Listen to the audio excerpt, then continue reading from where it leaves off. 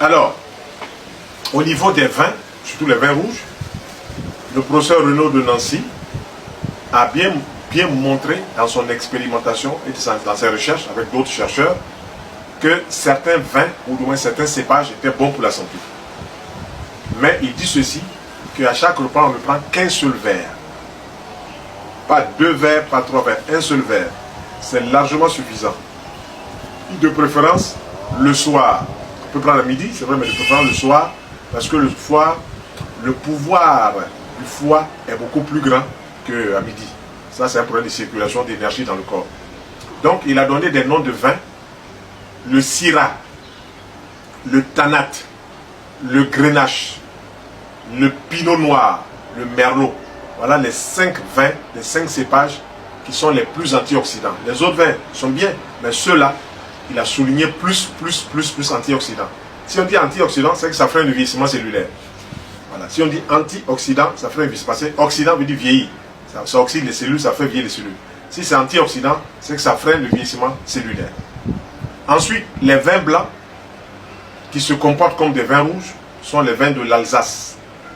Les vins blancs, c'est le Sylvaner, le Gewürztraminer, le Tokay, le Pinot Gris et le Vendange tardive.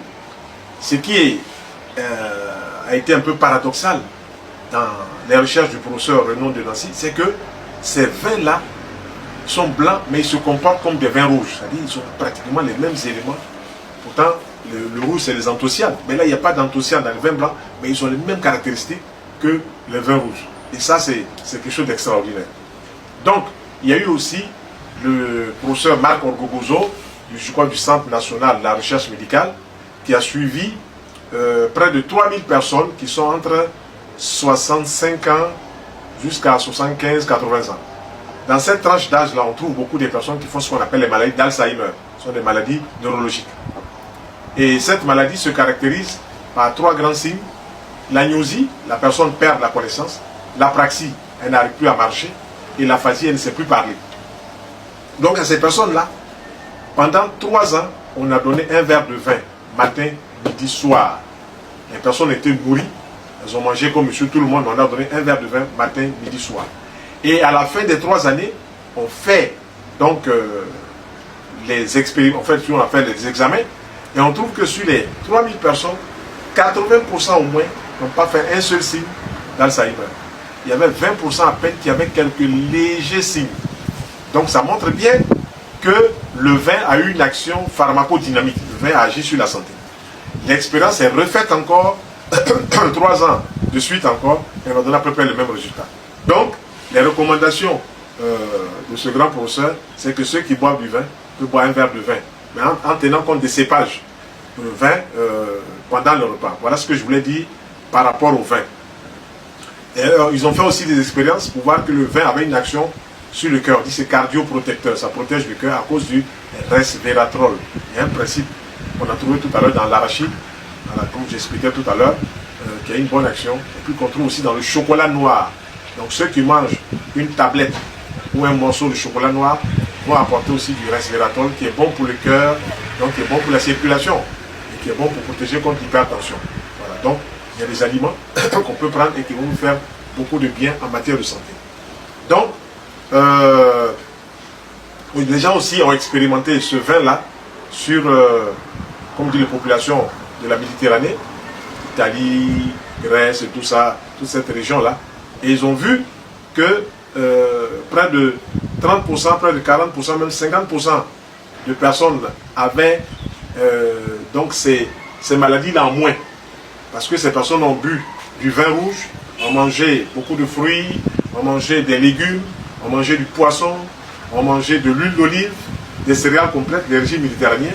Et ces personnes-là ont vu leur taux, toutes pathologies confondues, descendre de jusqu'à 30-40%.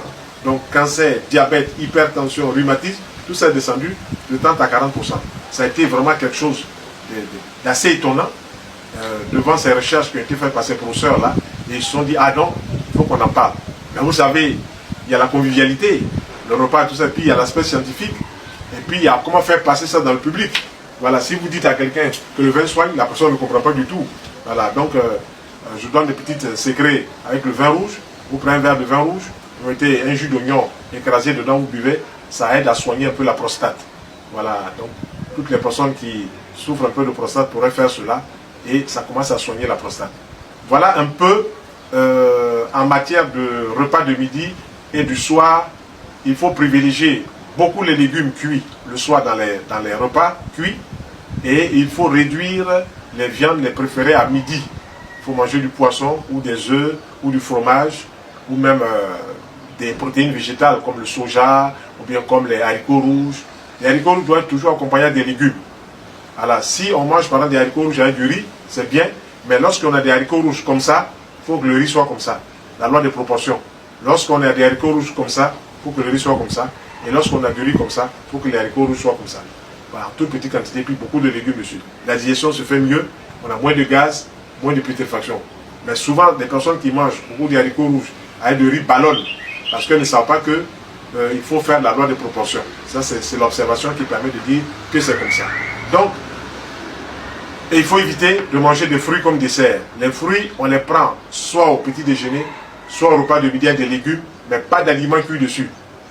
Si on mange les fruits comme dessert, on vient compliquer encore la digestion des aliments cuits. Voilà, et c'est le grand problème ça, qui se pose. On ne sait pas où est-ce qu'on est allé chercher cela, quels sont ces mélanges qu'on fait, qui nous enseigne cela, on ne sait pas. Mais ce qui est sûr, c'est qu'on fait ces mélanges-là et ça fatigue beaucoup de gens.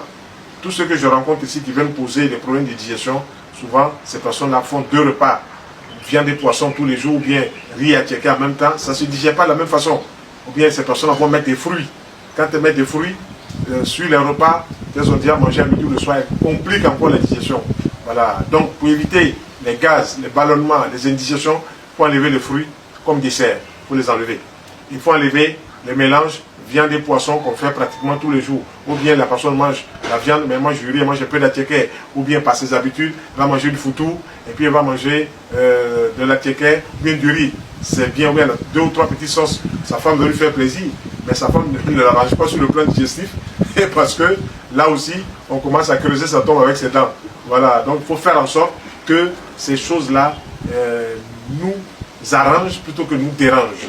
Voilà, donc voilà un peu en gros ce que je voudrais qu'on saisisse de l'alimentation et qu'on comprenne pourquoi est-ce qu'il faut manger comme ça. Voilà, donc on reviendra prochainement sur certaines maladies et puis quelle est l'approche en naturothérapie pour aider ces personnes-là. L'alimentation, on verra, les plantes médicinales, on verra, les huiles essentielles, on verra.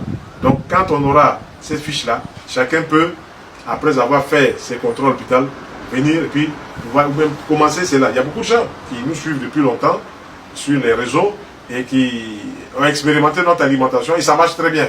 Donc il faut en faire profiter à d'autres personnes. C'est pour cela que nous reprenons notre approche en essayant d'élaguer un peu plus ce que nous disons pour que les gens se portent bien. Je vous remercie.